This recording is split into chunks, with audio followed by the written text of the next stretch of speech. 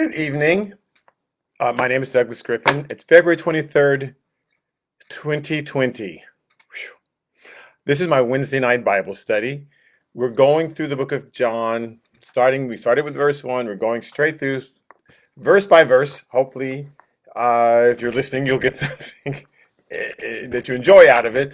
I do it because it's easier to understand the scriptures when you just go verse by verse and read things in context. And a lot of times we hear verses out of context and come up with a whole new meaning, and that's not what they meant at all. Same things happens in life. Somebody takes a sentence you said out of context, and what, you want to kill them? And no, that's not what that's not what I meant at all.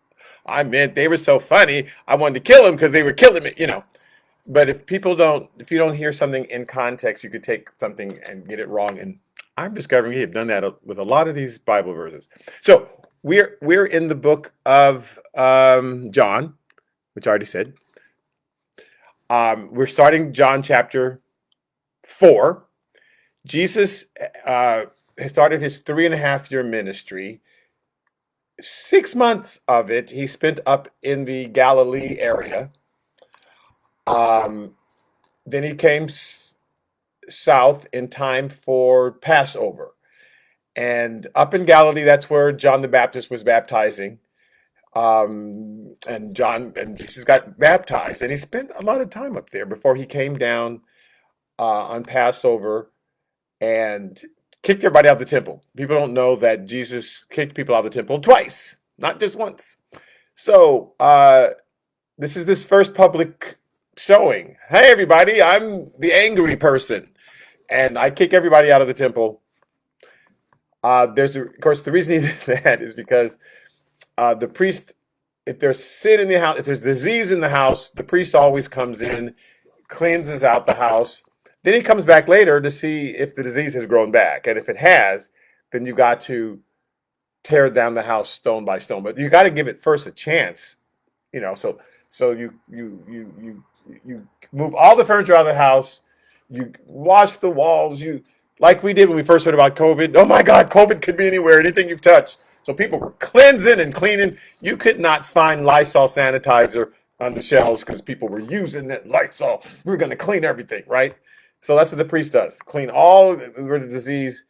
And then he waits to see the disease comes back. If the disease comes back, then you go, okay, we just got to tear the house down stone by stone. So Jesus cleanses the temple in the beginning of this ministry. 3 years later, he comes back on Passover, comes inside the temple, goes, uh-oh. And he warns everybody, we're going to have to tear this down brick by brick. He tells the disciples, this is not one stone standing but another that's not to be left, because the disease has crept into Jerusalem and into the temple. And so we're going to have to tear it down. But meanwhile, during the 3.5 years, the 3 years now, because the first 6 months it was already gone. So he's got 3 years left. He's constantly preaching to people and telling them and warning them of what's to come.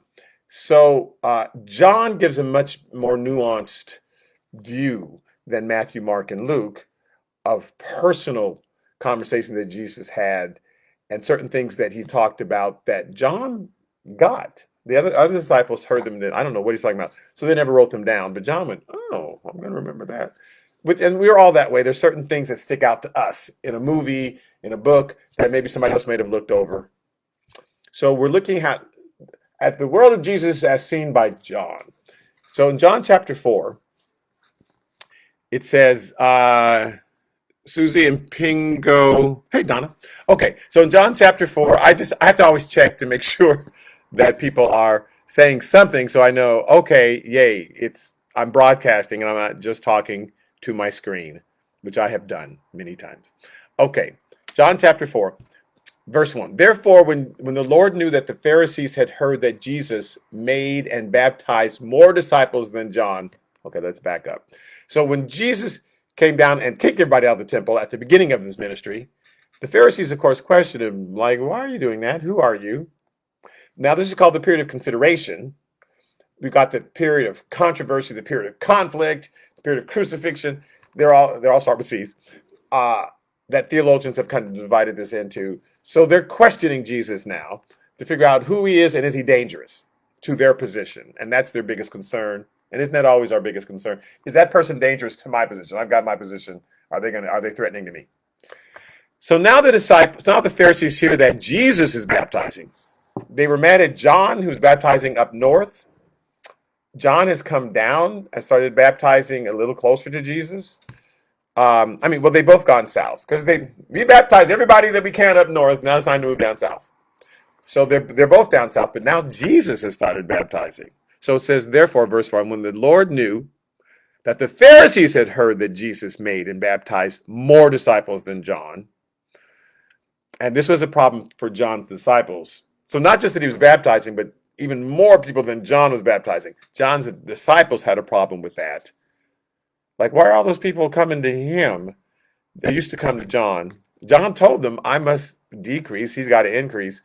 But change is hard. But we've been following you, and now you tell us we got to follow this person. Yes. We're going to have to get a new pastor. Yes. We have to go to a new church. Yes.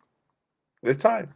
Okay. So when the Lord knew that the Pharisees had heard that Jesus made and baptized more disciples than John, it says, though Jesus himself did not baptize, but his disciples.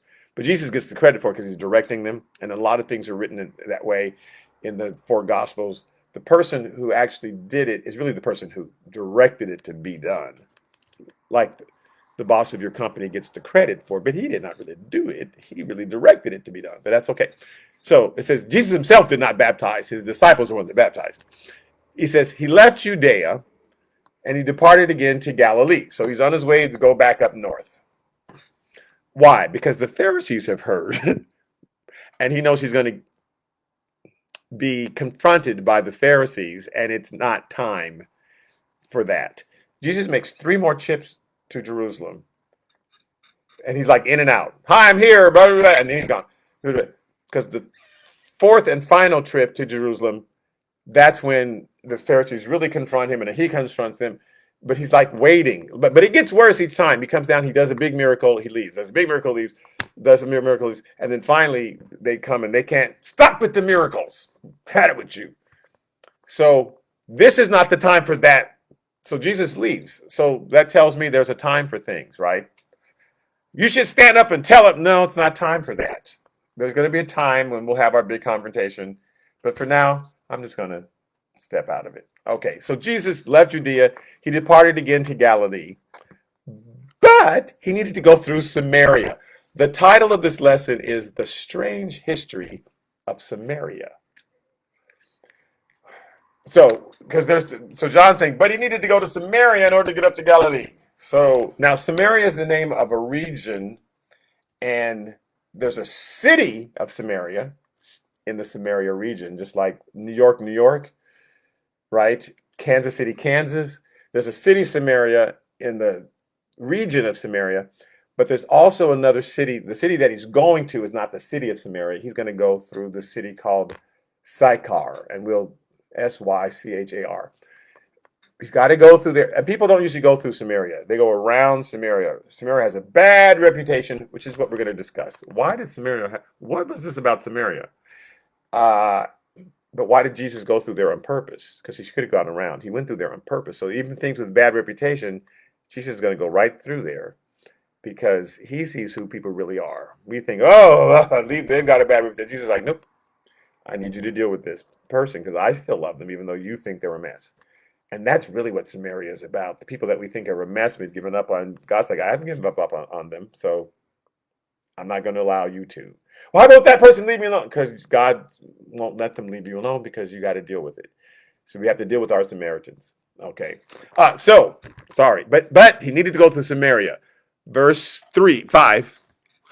So he came to a city of Samaria, which is called Sychar, Sychar, near the plot of ground that Jacob gave to his son Joseph. So this city of Sychar is near the plot of ground that, so it's not the city of Samaria in the region of Samaria, but it's Sychar. Now, we just got to talk about Samaria. Tonight we're going to go over the strange history of Samaria.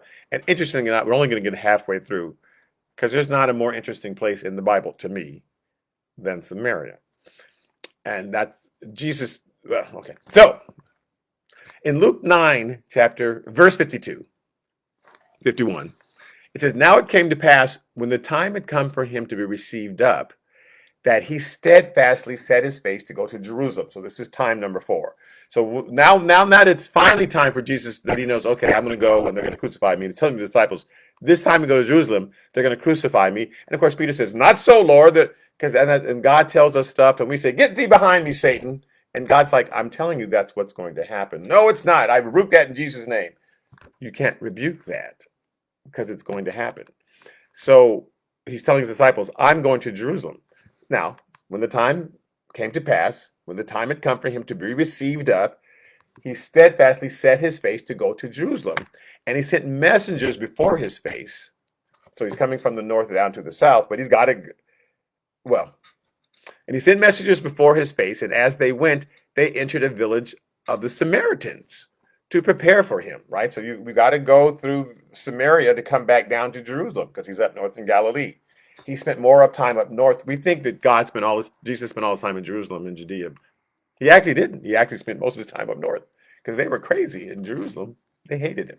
So he goes, he's coming down, and so the disciples go ahead of him, and they need to prepare the village. Hey, Jesus is coming, right? He says, and they're scouting out a place for him to stay and all that stuff.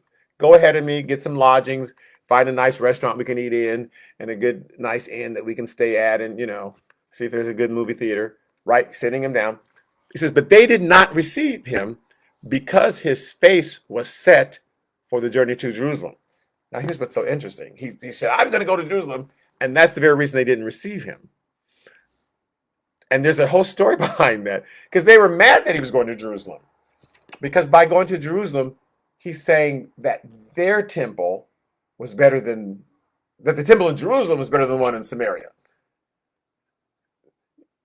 You're approving them, and we don't like that. We want you to approve us. So they were mad because he was going to Jerusalem. Long story, which we'll get to actually next week. So they did not receive him, it says in Luke 9:53, because his face was set for the journey to Jerusalem. Hey, Maddie Carter. Hey, Rodney. Okay, I'm sorry. And when the disciples, James and John, saw this, like they're not receiving Jesus, they're not letting him stay here, they said, Lord, do you want us to command fire to come down from heaven and consume them, just as Elijah did? But he turned and rebuked them and said, you do not know what manner of spirit you are of. For the Son of Man did not come to destroy men's lives, but to save them. And they went to another village. Just like, go to another village. It's not that big of a deal. Now, here's what's so funny about that. And again, we get insulted and we want to have people destroyed. And he's saying, you don't know what spirit you're of. That's not the spirit. God's not here. He doesn't want to destroy people. He ends up doing it. Not what he wants to do. He's trying to save lives, but, people just act so ugly. At a certain point, you are forcing me to spank you. I keep telling you, stop jumping on that furniture. Stop jumping on that furniture. I keep telling you, stop doing that. So now I have to spank your behind. But that's not what I want to do. So let's call down fire. I said, no, we're not calling down fire on people.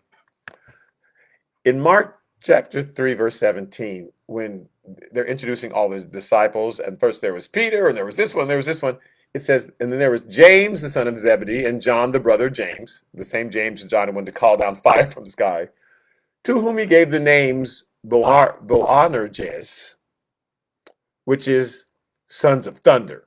So that's their nickname. Jesus gave them the nickname, the Sons of Thunder. And people are like, why did he call them the Sons of Thunder? Because they wanted to call down fire from the sky on people. And so from then on, as a joke, he would call them the Sons of Thunder. Come here, the Sons of Thunder, because they always just want to rain, which makes me so happy that Jesus had a sense of humor. Yay, Jesus had a sense of humor. Luke chapter 17. But again, so Samaria has a bad reputation. I'm presenting some of their reputation to you, and then we're going to go into history. Why was their reputation so bad? Luke chapter 17, verse 16 says, and one of them, okay, so there were 10 lepers. Remember the 10 lepers came to Jesus? And one of them, when he saw that he was healed, returned and with a loud voice glorified God and fell down on his face at the feet of Jesus, giving him thanks. And he was a Samaritan. So they comment like he was a Samaritan, but he had leprosy. And Jesus answered and said, were there not 10 cleansed? But where are the 9? Where were there not any found who returned to give glory to God except this foreigner? Now, here's what's interesting. Jesus calls this man a foreigner. Why is he calling the people of Samaria foreigners? Aren't they Jews like everybody else? Okay, John 8, verse 48. Then the Jews answered and said to him, oh, this is John chapter 8. Jesus has just healed, I think he healed the blind man. No, the blind man was in John chapter 9. I think it's the man with the withered hand. The withered hand. Jesus heals him. And that, of course, the Pharisees get mad because that's drawing attention to Jesus instead of to them. And so he says, well, if you really knew who I was, you wouldn't be so upset, which is true. If you knew that I was actually God, the God that you're pretending to serve, if you actually had your heart open, you would hear my words and you would know that I was God. So then the Jews answered and said to him, do we not say rightly that you are a Samaritan and have a demon? I mean, we called you a Samaritan. That was like the worst. What is this worst thing that we could call him because we were just so disgusted with Jesus? You're a Samaritan and you have a demon. So why are the Samaritans? Okay, just one more.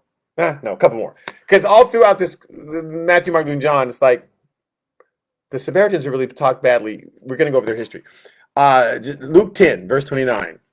But he, wanting him to justify himself, said to Jesus, oh, this is the guy who came to Jesus and said, I've kept all the commandments. What commandments should I keep? And he says, well, the greatest commandment is love the Lord with all your heart and then love your neighbor as yourself. Like, just keep those 2 commandments. We don't have to memorize the whole Bible.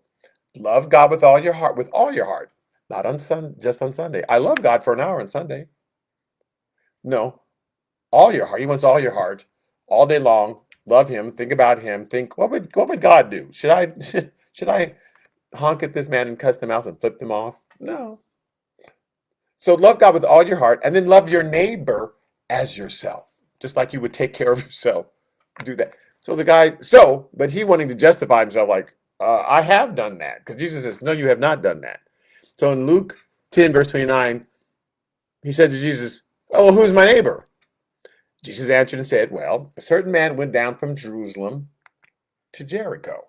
It's so interesting because it says down, but it's because Jericho's up. But anyway, he went from Jerusalem to Jericho. Now remember, when you're going from Jerusalem and up, okay, and he fell among thieves who stripped him of his clothing, wounding him, and departed, leaving him dead.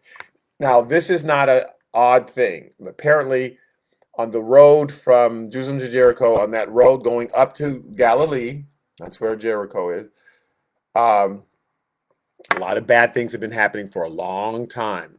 Hosea chapter 6, verse 9 says, as bands of robbers lie in wait for a man, so the company of priests murder on the way to Shechem. Surely they commit lewdness. Oh, by the way, Shechem is a city in Samaria.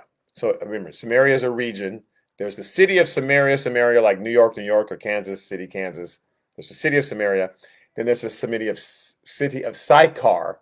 Well, Sychar, S-Y-C-H-R, used to be called Shechem. So he says, as bands of, and that's the city that Jesus is in right now, in Shechem, in the region of Samaria. As bands of robbers lie in wait for a man, so the company of priests murder on the way to Shechem. Surely they commit like if you're on your way to, like priests steal from, that's how bad it is that priests murder people on the way to Shechem. So having to go through Shechem, having to go through Samaria to get from Galilee to Jerusalem is like, oh. So when Jesus gives this parable, who's my neighbor? Okay, there's a man who was walking and he was going from Jerusalem to Jericho. He had to pass through Samaria and people stripped him of clothing. They wounded him, departed, leaving him half dead. They go, yeah, that happens all the time. That's why we don't go that way. That's why we go around Samaria. I don't know why Jesus is going through Samaria. Here's the rest of the parable. Now, by chance, a certain priest came down that road, and when he saw him, the man who had been stripped and murdered, he passed by on the other side, likewise a Levite. So a priest came down, says, I'm not going to help that man. he might grab me, or because I'm on the road from Jerusalem, I'm in Samaria. I shouldn't even really be here. A Levite, which is also a priest, so that's interesting that he separates the priest from Levite. A Levite, when he arrived at the place, came and looked and passed by on the other way aside. But a Samaritan, as he journeyed, came where he was. And when he saw him, he had compassion. And so, interestingly enough, it was a Samaritan who actually helped that man, because you are giving Samaritans such a bad rap, but you want to know who your neighbor is? The Samaritans, those people that you hate. That's who your neighbor is. God is saying to us, you know who I really want you to love? That person who you don't want to love. That person that you hate, the person is disgusting to you because they didn't vote the way you did, or they don't go to the same denomination you go to, or whatever the reason is. They're a different race than you. Whatever the thing is, that's the person who you love. And until you love that person, you haven't fulfilled the law. You haven't. No, sorry. Because everybody hates the Samaritans. Well, who's my neighbor? The Samaritan. Notice the Samaritan came. So unless you do what the Samaritan did, the good Samaritan came. So look, that's who your neighbor is. This person. Because guess what? They may not be as bad as you think. It was the Samaritan that helped this guy. So surprise. All right. Uh, Now, Sychar used to be called Shechem. Um, Actually, and Shechem really used to be Sichem, and then became Shechem, right? And then, so how did Sichem become Sychar? Well, in First Chronicles 2:7, it talks about the son of Carmi was Achar, but the son of Carmi was Achan. We've heard of the sin of Achan, Achan, the sin of Achan. Achan was the one who hid stuff in his tent when Jericho fell down. And again, they're up north. When the Israelites are up north in the Galilee area, when they crossed the Jordan, they actually crossed up north. They didn't cross down south where Jerusalem is. They actually crossed up in the Galilee area, and they said spread out from there. Some went farther north, some went farther south, some kind of stayed, you know. Uh, when Jericho's the first city that fell, and God said, "Go in there, but do not take any of that stuff for yourself." So Achan said, "God can't see through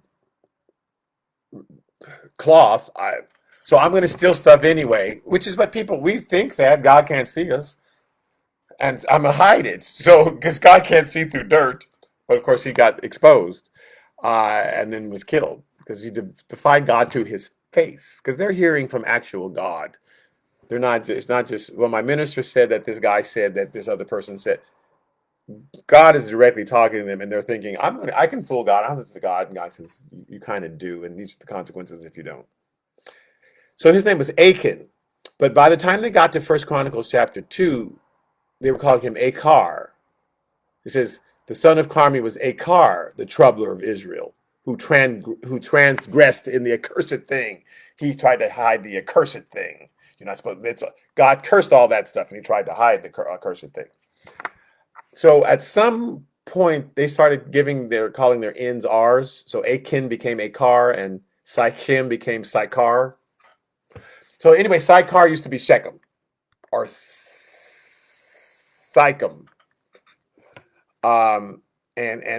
So they're in Shechem. Jesus is in Shechem, and I'm going to give you the history of that. God, I took like 20 minutes just to introduce that. Oh my Lord, I talk so much. We're zipping through this, folks. Hang on. Okay. So in Genesis chapter 12, verse 6, God had called Abraham and said, I want you to start walking. Just start walking, and I'll tell you when you get there. Now, that's faith. That's why he really applauded Abraham. Abraham had faith. We had the faith of Father Abraham. Jesus appeared to him. Lord, where do you want me to go? Just start walking. And sometimes you pray, God, give me direction. And he'll say, just start doing stuff, and I'll tell you when you've got it. I'm not hearing from God. Actually, you are. That's how God talks sometimes. Just move forward and start doing something. And as you're doing it, I'll start directing you. Okay, that's how he is. So we think God's not telling me what to do. Then just start doing something that you know to do, and then he'll give you direction. because actually he is telling you. So he told Abraham, just start walking. Genesis chapter 12, verse 6. And Abraham passed through the land. So he starts walking and he comes down. So he's up north in Assyria, right? And he comes down and he starts walking down through Canaan, which is today modern day Israel. So now he's in the north, walking down south, but he's just got there. Okay. Abraham passed through the land to the place of Shechem, as far as the terebinth tree of Moreh. So he comes to Shechem, and by this terebinth tree, which will come up like 3 times a night, the terebinth tree, and then the Canaanites were then in the land, and then the Lord appeared to Abraham. Now the person who's writing this is Moses, and the Canaanites, he's saying, the Canaanites were there. We're about to go drive the Canaanites out because God gave them 400 years to stop sinning, and now we get to take over the land because their time is up. But he's saying the Canaanites were there when Abraham got there, and yet he still went all by himself. It says, then the Lord appeared to Abraham and said, to your descendants, I'm going to give this land that you're just passing through. So see Shechem? I'm going to give your descendants this land. Now he keeps going down, and God stops him every so often and says, I'm giving you this land and this land. And then he says, I'm giving you this whole land. But the first place that God talks to Abraham is in Shechem. Some of the Israelites later made a big deal about that. This must be the place where God wants his temple built, because that's when God first spoke to me. And we make things more dramatic and put more significance on things actually than God is putting on it. God's not putting that much significance on certain things. God spoke to me on a Tuesday. So now every Tuesday I worship God, or we'll make something really spiritual. When I lit the candle, then I heard the voice of God. Or when I did this. And so we turn it into then a ritual, make it we sang a slow song, then a fast song, then God moved. So every time we got to sing a slow song, then a fast song. God spoke to him in Shechem. So people, well, Shechem's the place. Shechem's got to be the place where God's going to do everything. We're going to do the temple here, and nope, actually it's going to be down in Jerusalem. I just happened to speak to them because something is going to happen here, but not what you think. All right. So it says, I'm going to give you here in Shechem. Then the Lord appeared to Abraham, to your descendants, I'm going to give this land. And there he built an altar to the Lord who had appeared to him. Built an altar there next to the terebinth tree in Shechem. Then he kept going down south. Okay, Genesis chapter 33. So they've settled far down south. Abraham, Isaac, Jacob, they've settled way down south, near Jerusalem, actually. Jacob, his family is, right? They're way down south. Jacob gets his brother mad at him, right? And Esau says, I'm going to kill you, Jacob. Jacob runs away back up to Assyria, where Abraham's from. And he finally comes back down into Canaan, which is modern day Israel. And he stops kind of near the place where Abraham was, near that place. And he wrestles with the angel. The angel cripples him for a reason, because he keeps running. Dude, you got to stop running. He ran away from his brother. He ran away from Laban. You got to stop running. I've got you. I'm going to make you know that I've got you, because now you can't run. So now you're going to find out I can protect you even though you don't run. You think you have to run. You don't. And we think there's stuff that we think we have to do. Oh, I've got to do this. No, God's like, I've got you if you just stop trying so hard. I promise I've got you. So it says in Genesis chapter 33, verse 12. So Esau comes to Jacob, and to Jacob's shock, Esau doesn't try to kill him, because 20 years has gone by. 20 years? 40 years? I forget how, but a long time has gone by, long enough for him to have 11 kids. So Esau shakes his hand, and Esau says to him, hey, let us take our journey and let us go, and I'll go before you. Like, let's go back home, because we haven't seen you back at home. You stopped up north. Dad lives way down south. You stopped up north in this Samaria area, which was not called Samaria at the time. Let's go back south. He says, but Jacob said to him, my Lord knows that the children are weak, and the flocks and herds which are nursing are with me. I can't move fast. Now, he doesn't tell him, God located my hip bone, so I can't, because he doesn't want him to know he's weak. Because if I tell him he's weak, then he'll jump on me and beat me.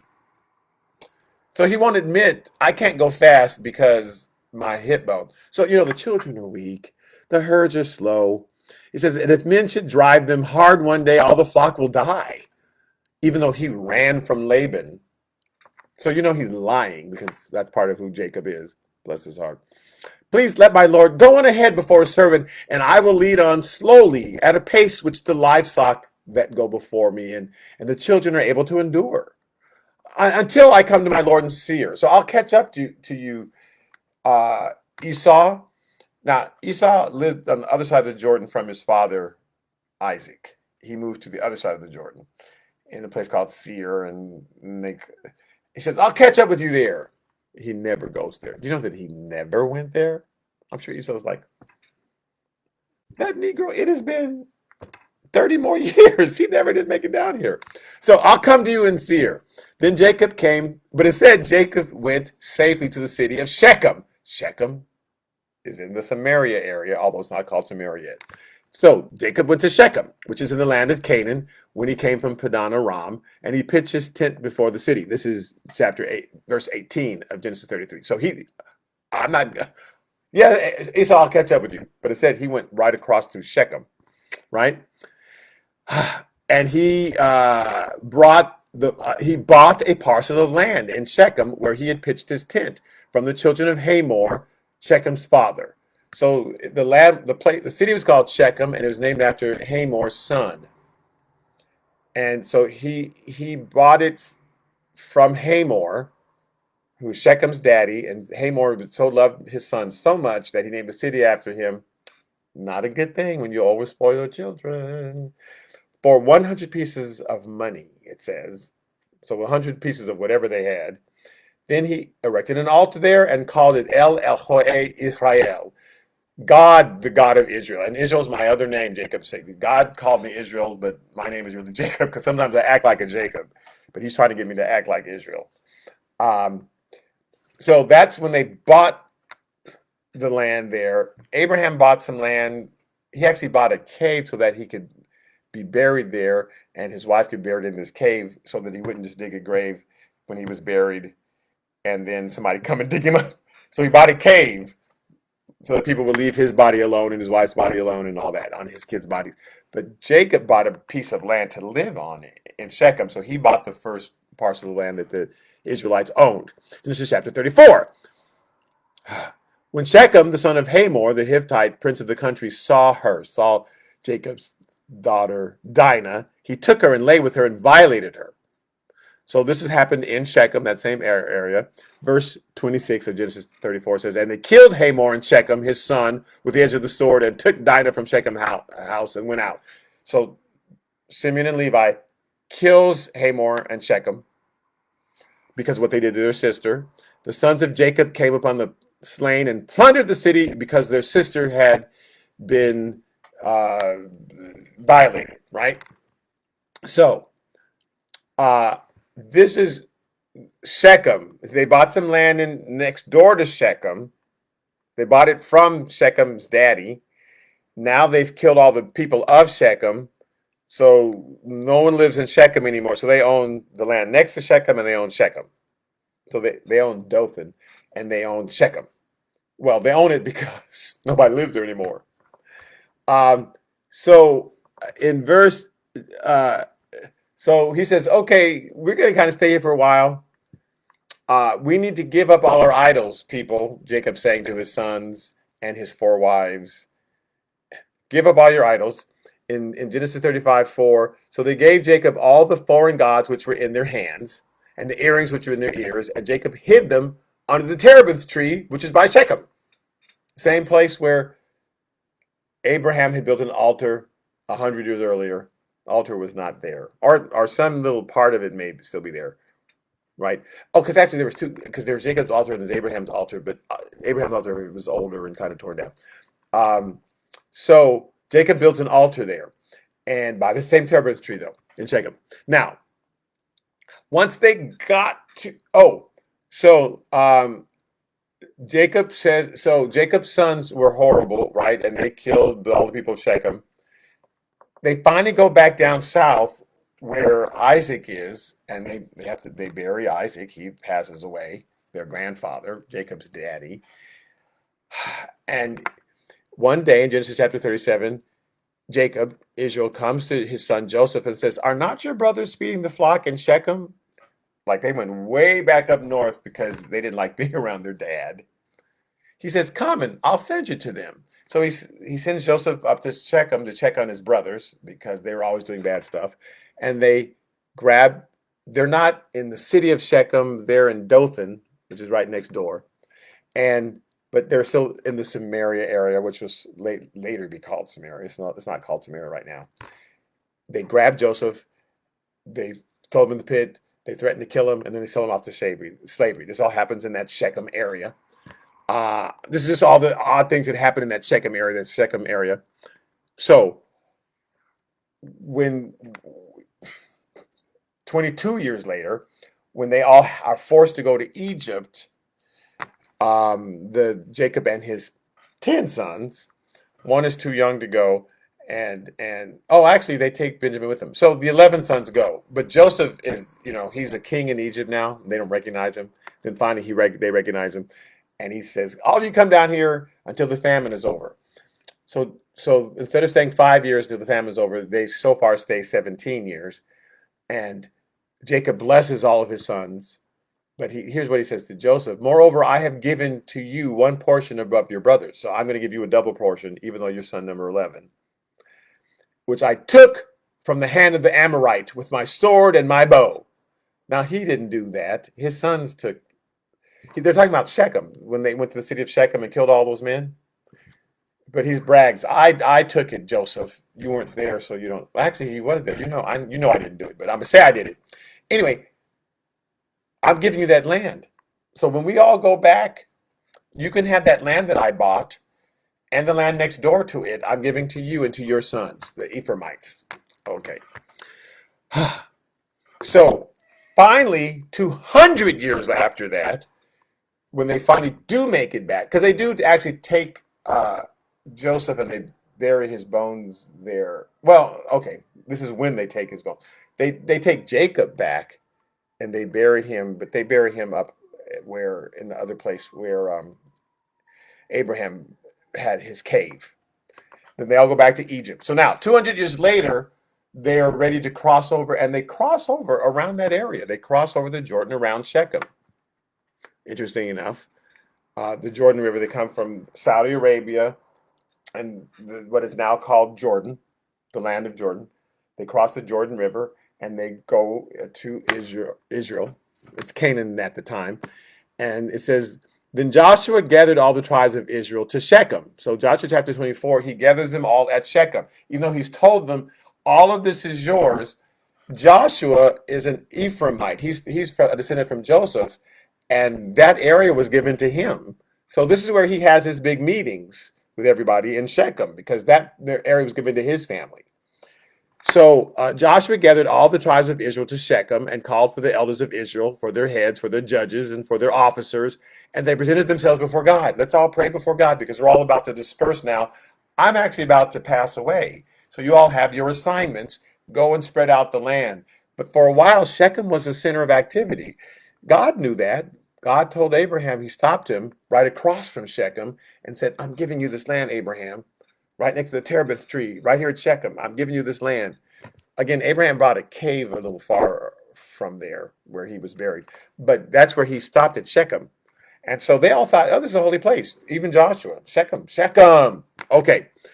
So in verse 32, it says, the bones of Joseph, which the children of Israel had brought up out of Egypt, which they held onto for 200 years, they buried at Shechem in the plot of ground which Jacob had bought from the sons of Hamor, the father of Shechem, for 100 pieces of silver, and which had become an inheritance of the children of Joseph.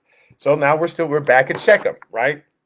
Oh, good. I can do this. No, I can't. I think I'm only on page. Oh, I'm on page 3. Good for me. Okay, so because I only have 4 pages of notes. So, okay. Then Judges chapter 6. So Joshua gave them their assignment at Shechem. Spread out. Everybody spread out.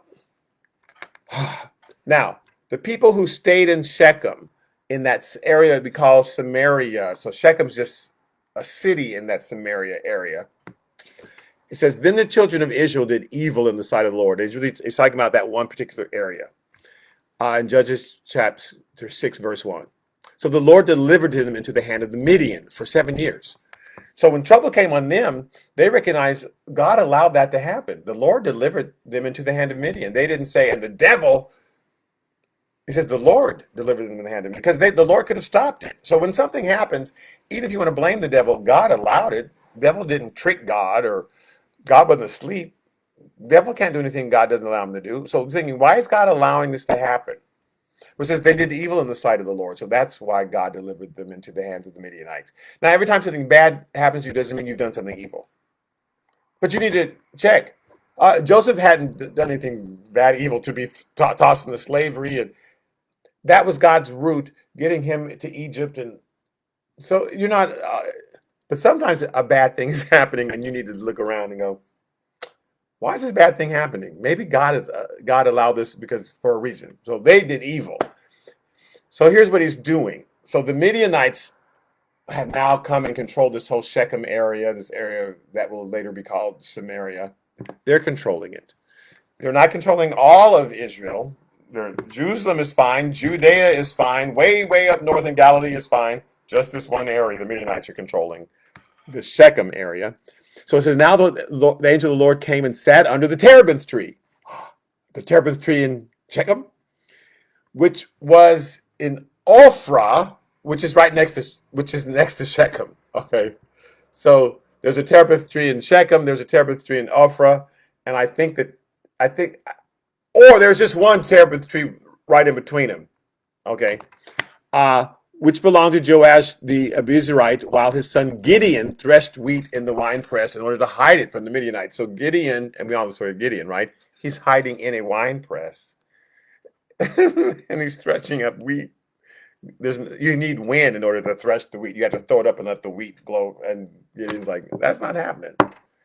I'm not going to be exposed. So if the wind can't blow inside this wind press, we're not going to have no grain tonight. Sorry.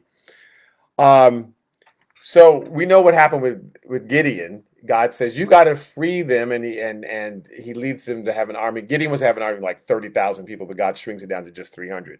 Because God says, you'll give glory to the 30,000 men. So I'm going to do it with just a few. That way I get the glory, because I wanted to be clear that I did it. You didn't do it. So that's why I'm shrinking your numbers down. God does that. That's a God thing. I'm shrinking these numbers down. Doesn't mean you're in trouble because there's fewer people. It just means I want to get all the glory because God is a glory hog. And he tells you that. So Gideon is successful and clears the people out of this area. Now, this is where Joseph, this area of Shechem, where Joseph was kidnapped, where Joseph's bones were buried, his descendants are named Ephraim and Manasseh. So in Judges chapter 8, verse 1, it says, now the men of Ephraim says to Gideon, because Gideon freed everybody, the Ephraimites didn't do it, Gideon did it. They said, why have you done this to us by not calling us when you went to fight against the Midianites? And they reprimand, like, we should have been the one to do this. So, okay. In Judges chapter 8, they come to Gideon, the people of that area, and say, we want to make you king. In verse 23, Gideon says to them, I will not rule over you, nor shall my son rule over you. The Lord shall rule over you. Like, I didn't do this to be your king. My sons are not going to be your king. Let God be your king. And in verse 30 of Judges 8, it says, Gideon had 70 sons who were his own offspring, for he had many wives. So Gideon had one season where he was out getting rid of the Midianites, right? But other than that, he did not do work. He just apparently had kids. That was his profession.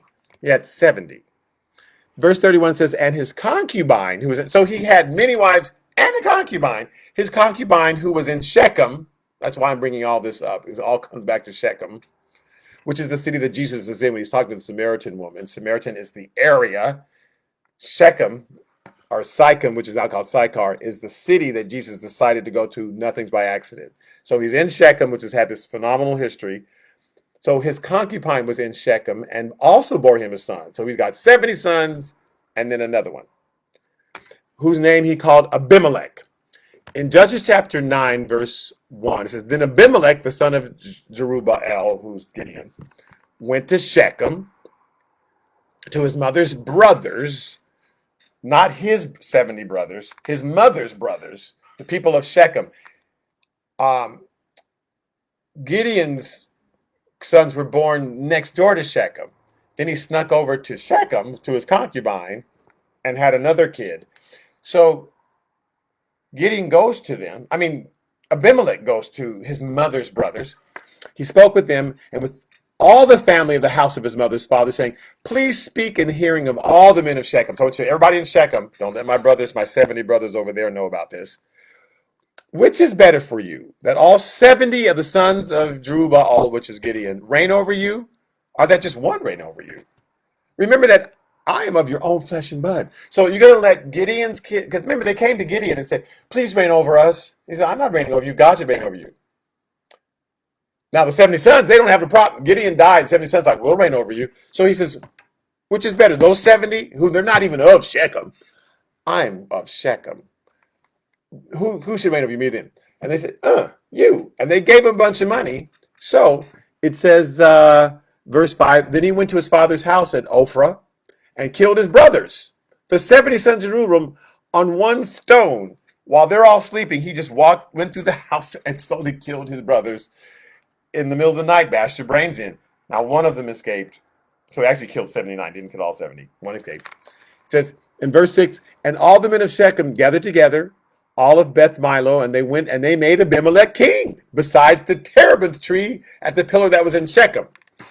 So there was I guess there was a terebinth tree in Ophrah, and there was a terebinth tree in Shechem, right? There wasn't just one terebinth. Maybe there was just one, but maybe there was two. Anyway, so we're back at that same terebinth tree, which they now said is holy, because this is the terebinth tree that Abraham built his altar at when he first came here, and so it's a holy place. So we're going to make you king, and we're going to go there because God will sanction it, because we can do this horrible thing. We had you kill 70 people, but as long as we go to the terebinth tree, then it's okay.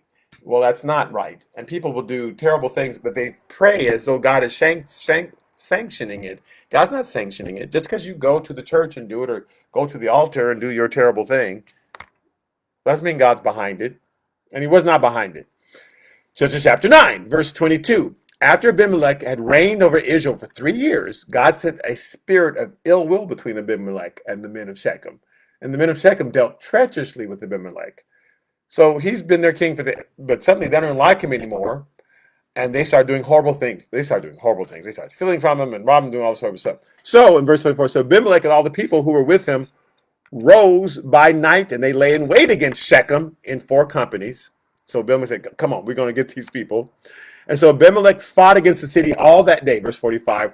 He took the city, he killed the people who were in it, he demolished the city, he sold it with salt.